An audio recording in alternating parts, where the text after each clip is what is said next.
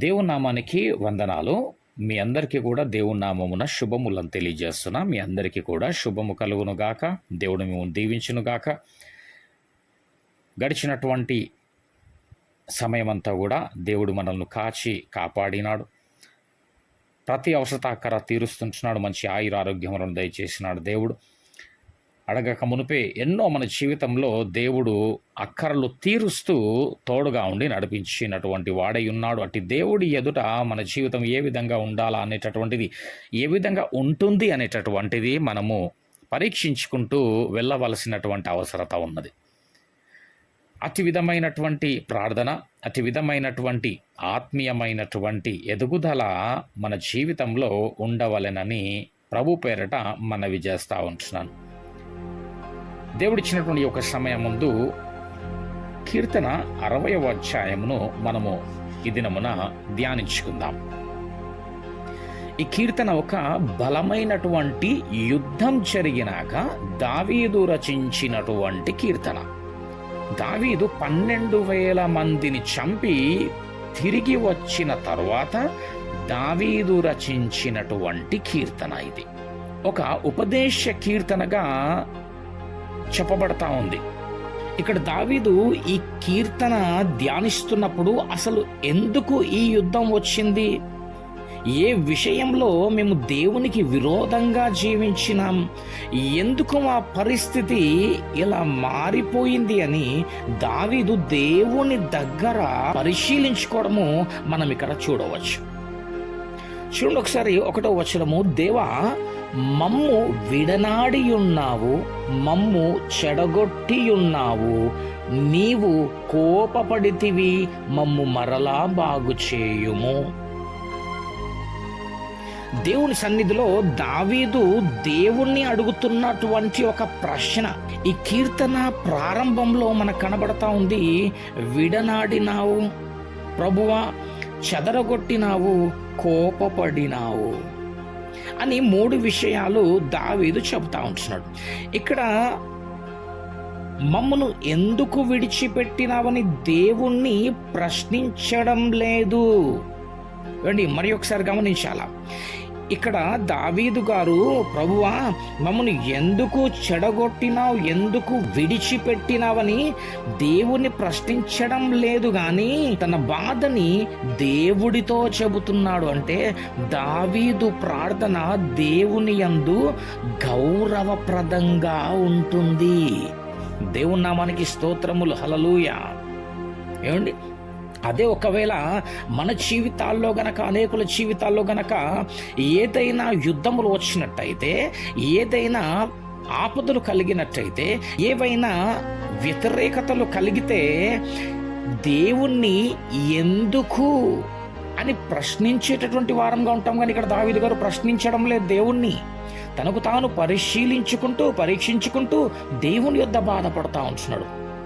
ఏమండి, చాలామంది ఇలాంటి పరిస్థితులు వచ్చినప్పుడు ఎందుకు ప్రభువా కదండి, ఎందుకు ఇలా చేసినావు, ఎందుకు అట్లా చేసినావు, ఎందుకు ఆ విధంగా చేయలేదు, నువ్వు ఎందుకు ఆ విధంగా చేయొచ్చు కదా అనేటటువంటి ప్రశ్నతో కూడినటువంటి ప్రార్థనలు ఉంటాయి మన జీవితాల్లో. కానీ దావీదు గారి జీవితంలో అట్టి విధంగా కాదు.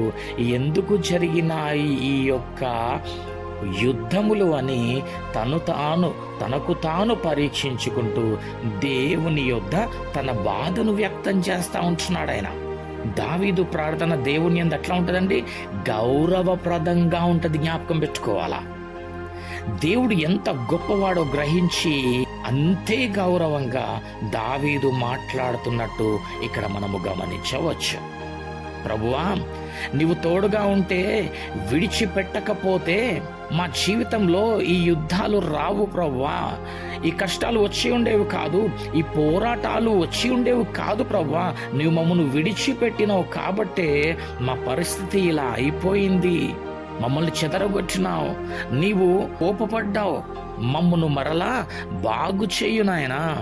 అంటే ప్రభువా మేము చెడిపోయినామేమో, ఏ విషయంలోనైనా మేము తప్పిపోయినామేమో, ఎక్కడ పడిపోయినామో ప్రభువా, మా పరిస్థితి ఇలా అయిపోయింది.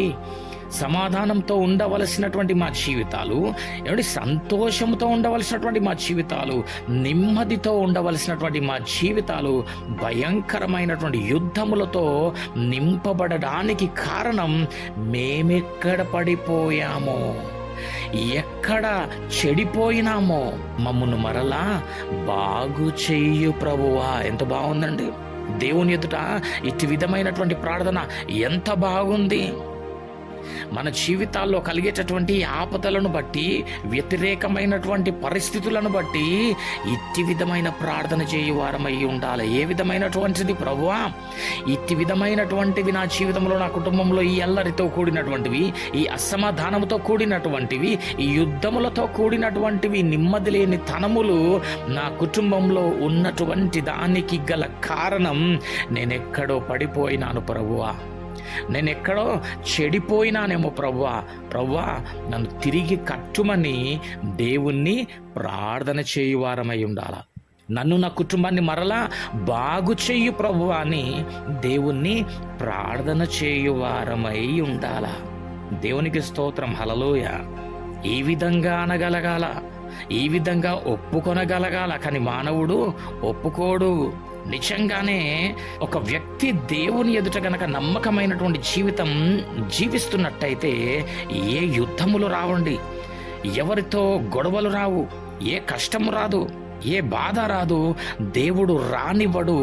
నీ చుట్టూ అట్టి విధమైనటువంటివి అననుకూలమైనటువంటి పరిస్థితులు ఒకవేళ ఉన్నట్టయితే దేవుడు వాటన్నిటిని కూడా నీ యొద్ద నుండి పారదోలగలడు. దేవునికి స్తోత్రం కదండి. దేవుడు కాపాడితే గనక, ఏమండి, ఆశీర్వదిస్తే గనక ఆ జీవితము అద్భుతంగా ఉంటుంది. దేవుడు తోడుగా ఉంటే ఆ వ్యక్తికి సంతోషం ఉంటదండి. దేవుడు గనక తోడుగా ఉంటే ఆ వ్యక్తి జీవితంలో సమృద్ధి ఉంటది, సమాధానం ఉంటది, శాంతి ఉంటది. దేవునికి స్తోత్రం. అంతకంతకు వర్ధిల్లుతా ఉంటాడు. దినదినాభివృద్ధి తన యొక్క జీవితంలో అనుగ్రహింపబడుతుంటది, కలుగుతుంటది. బైబిల్లో గమనించినట్టయితే దేవునికి నమ్మకంగా జీవించినటువంటి వ్యక్తి వర్ధిల్లినట్లుగా మనకు కనబడుతుంది. కానీ ఎక్కడ కూడా నాశనమైనట్టుగా, పడిపోయినట్టుగా, నీచమైనటువంటి స్థితి కలిగినట్టుగా, దిగజారిపోయినటువంటి పరిస్థితులు మనము చూడము. ప్రియమైనటువంటి వారలారా, దేవుడు మనల్ని తలగా నియమించువాడై ఉన్నాడు కదండి. దేవుడు మనల్ని ఉన్నతమైనటువంటి స్థానంలో మనల్ని నిలబెట్టనై ఉన్నాడు. సంఘమందు కానీ, సమాజమందు కానీ ఒక గౌరవప్రదమైనటువంటి స్థాయిని దేవుడు మనకు అనుగ్రహించనై ఉన్నాడు. గనుక ఒకవేళ నీ జీవితంలో, నీ కుటుంబంలో ఇటు విధమైనటువంటి యుద్ధములు, పోరాటములు, అసమాధానముతో కూడినటువంటివి, అల్లరితో కూడినటువంటివి, శాంతి లేనటువంటి, అశాంతితో కూడుకున్నటువంటి పరిస్థితులు ఏవైనా ఉన్నాయేమో, ఈ రాత్రికాల సమయమందు ఈ వాక్యము విన్నటువంటి ఈ దినమున నీవు గనక దేవుని సన్నిధానమున, ప్రభువా ఎక్కడ నేను తప్పిదము చేస్తున్నానో, ఎక్కడ నేను పాపం చేసినానో ప్రభువా నన్ను క్షమించు, నన్ను, నా కుటుంబాన్ని మరలా నిలబెట్టు ప్రభువా, నీ కృపలో భద్రపరచుమని గనక నీవు ప్రార్థన చేసుకున్నట్టయితే ఆ మహోన్నతుడైనటువంటి దేవుడు, ఆ ప్రేమ, కృప, కనికరము గల దేవుడు అతి విధమైనటువంటి శాంతి, సమాధానమును, సమృద్ధి, జీవమును దేవుడు నీకు అనుగ్రహిస్తాడు. ఇటు కృప దేవుడు మీ అందరి జీవితంలో అనుగ్రహించనై ఉన్నాడు. ఇటు విధమైనటువంటి నడిపింపు, ఈ యొక్క శాంతి, తనిచ్చినటువంటి శాంతి, సమాధానము చేత నీ కుటుంబమునైనా దీవించనై ఉన్నాడు. ఇటు కృప మనందరికీ కూడా దేవుడు దయచేయునుగాక. ఆమెన్.